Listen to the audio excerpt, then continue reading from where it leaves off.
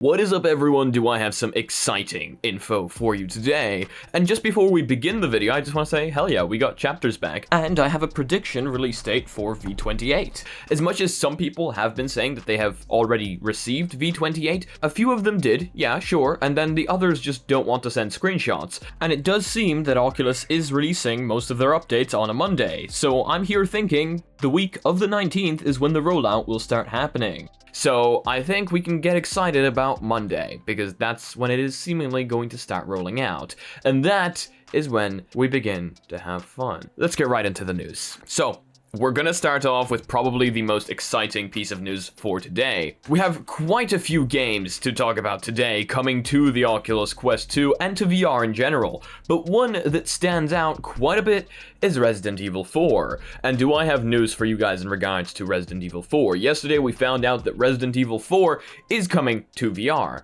Not only is it coming to VR, but it seems to be an Oculus Quest 2 exclusive. A lot of people are gonna hate Oculus for this one, because I personally know a lot of people that would love to play Resident Evil 4. However, with it being an Oculus Quest 2 exclusive, it basically means not even the Quest 1 can play it. And I remember saying in the past that I don't think there will be any Quest 2 exclusives, that games might just be slightly downgraded for the Quest 1, but I don't think they're gonna leave the Quest 1 out in the dust. And yet here we are talking about a Quest 2 exclusive. And honestly, I don't know how I feel about this. I still have the Quest 1 myself, and when I play multiplayer with people, and I would tend to still lend them my Quest 1. It is still a perfectly good headset and people enjoy playing on it. But I guess this is just Oculus's way of slowly saying, you know what, maybe it's time to move on. So in the announcement, we have confirmation that the game will not be coming to PC VR and to PSVR headset. It also won't be coming to the Quest 1. Since the Quest 2's launch in October 2020, every single app that's launched for their platform has also come to its predecessor, like I was thinking. Quest 2 versions of apps might have improved fidelity, but the content between the two apps will almost always be identical. So this is kind of what a lot of people were hoping for would continue, but it seems that that is slowly starting to change. Let me know what you think about this change down below. Are you happy about it? Are you happy that developers are now going to be able to push the Quest 2 to its limits with apps that are more demanding? Or are you feeling left out in the dust because you have a Quest 1? Or are you waiting for a Quest 3? Now, talking about Oculus kind of focusing on the Quest 2, I don't know if you guys remember, but there was a huge issue with the Oculus Quest 2 irritation problems. Yeah, the Oculus Quest 2 was actually causing quite a bit of irritations with the stock interface. Well, I'm happy to say that Oculus have seemingly fixed the problem.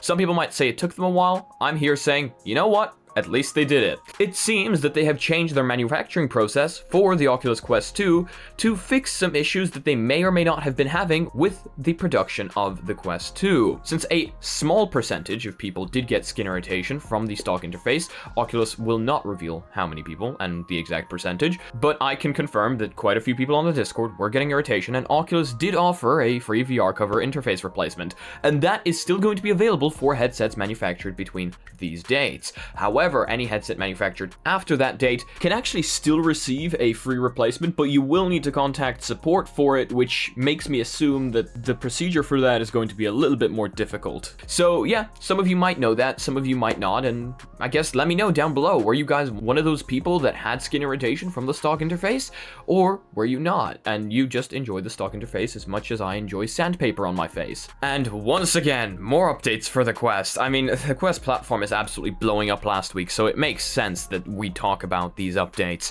Oculus has added subscription services to the Quest, and I myself, I don't know guys, I'm not a huge fan of subscription services. I guess it depends how they are made. They can greatly benefit the developer, which I'm all in for. Well, let me read you the article. Some apps like fitness app Supernatural already adopt a subscription model on Quest that the user has set up externally outside of VR and the Oculus ecosystem.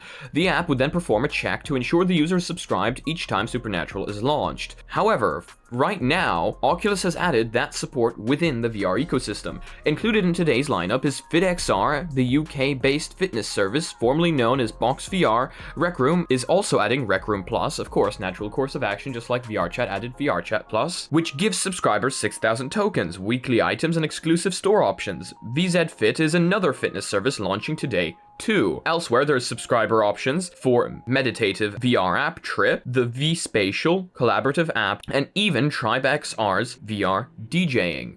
So as long as this is used correctly, and we don't get something along the lines of Oculus Plus, you know, the thing where you have to pay in order to be able to use online, I feel people are going to be okay with it, because it's only certain apps, and I mean, if you're buying an app, you kind of have to do whatever the developer wants you to do. I mean, it's only fair. And as I'm saying, as long as our online services are kept and we don't get, like, PlayStation Plus, that's what it was called, I believe, I think people are going to be quite okay with it. But what do I know? You guys might absolutely hate it. Let me know what you think down below. So this one was actually brought up to me by my Patreons, and this is an app called Puzzling Places, and I have tried it out, and it's actually super cool. So I'm happy to say that Puzzling Places is moving from the App Lab to the official Oculus store.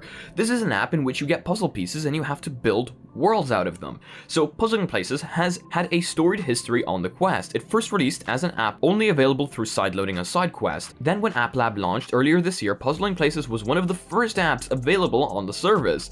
The App Lab launch coincided with a huge update for the game, which added more puzzles to bring the total to 6 available in-game. The puzzles are 3D models of real-life locations, captured with photogrammetry and split into pieces. 4 puzzles that range from 20 to 200 pieces in size. This is really cool. If you guys are into photogrammetry, or if you guys are into puzzles just in general, this is a great way to play around with things. Now, it can be a little bit time consuming, especially the ones with 200 pieces, but it is a great game to get into, especially since it's one of the games where you can kind of sit down and just play around with it, maybe play some music in the background or something. It's really cool. I definitely recommend you guys check it out, and now they're moving to the official store for an official release. Congrats guys, you totally deserve it. Now this is something that I want to talk about because PC VR gamers.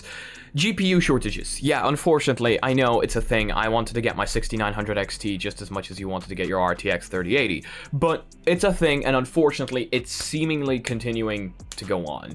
I don't really remember how it started. I think it was the Bitcoin boom where it started, but it's continuing and it's not stopping, even though the Bitcoin boom has kind of died down. So I'm not entirely sure what's happening, but here's Nvidia's side of the story.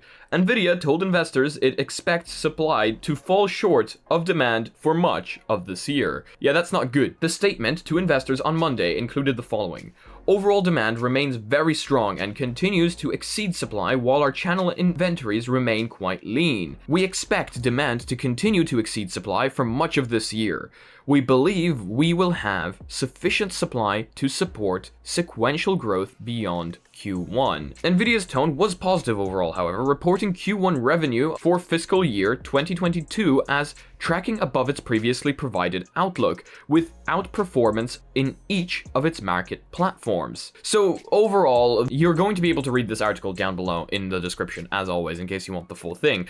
But overall, what we're getting here is GPU this year go bye-bye. So in case you guys are looking to build a PC, or in case you are wanting to build a PC this year, what you've probably noticed is you either go secondhand or you overpay incredibly. And going secondhand can be risky because, you know, Bitcoin miner cards and stuff like that. But maybe you guys know something I don't. Maybe you guys know some secret website selling GPUs very cheap.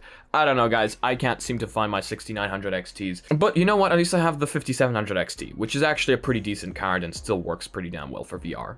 I know people that are having it much worse right now, trying to upgrade, and they can't. So I can't complain. And here is another use case for VR practical uses, because you guys know I love virtual reality and practical uses, and it seems here Vicarious Surgical aims to raise 460 million with 1.1 billion evaluation for VR surgery platform. Vicarious Surgical, a robotics-based medical company, today announced that it's merging with D8 Holdings, a special-purpose acquisition company. Vicarious Surgical is slated to go public on New York Stock Exchange, where it is expected to garner up to $460 million with an estimated $1.1 billion valuation. So their robotic solution has arms that replicate human motion, offering remarkable mobility with 9 degrees of freedom per arm, with 360-degree visualization, which is where the VR headset comes in. all through a 1.5 centimeter incision. So this is very, very exciting. As I said in the past, I love VR coming to practical uses. I love VR being spread and actually being used in the real world for the good of humanity. People are finally starting to realize it's not just gaming. It's socializing, it's work, and it's gaming. VR is finally being recognized as something that can be used in our daily lives. And eventually that is going to merge with AR, and eventually that is going to add to the XR saga that we have going on here, where the real world is completely going to merge with virtual reality. But for now, we're not there yet, but we've come so far that people are finally realizing, hey, you know what? This isn't just a gimmick. And that's what I'm loving here right now. That's what I'm all in for.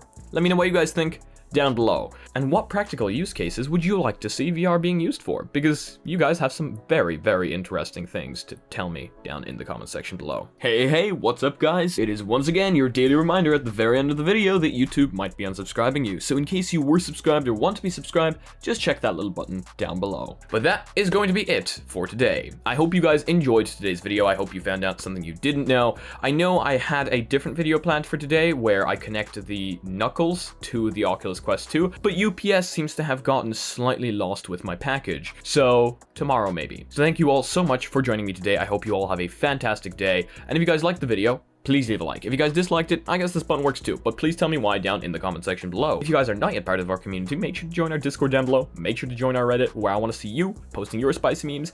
If you guys would like to support the channel in any way, shape, or form, we've got sick mugs down below that boost your FPS by 300%, and merch that doesn't put a huge ad on your body. And if you guys want to be notified about extra content coming up on the channel daily, make sure to smack that subscribe button with your forehead, ding my bell, and see you again in the next video. Peace.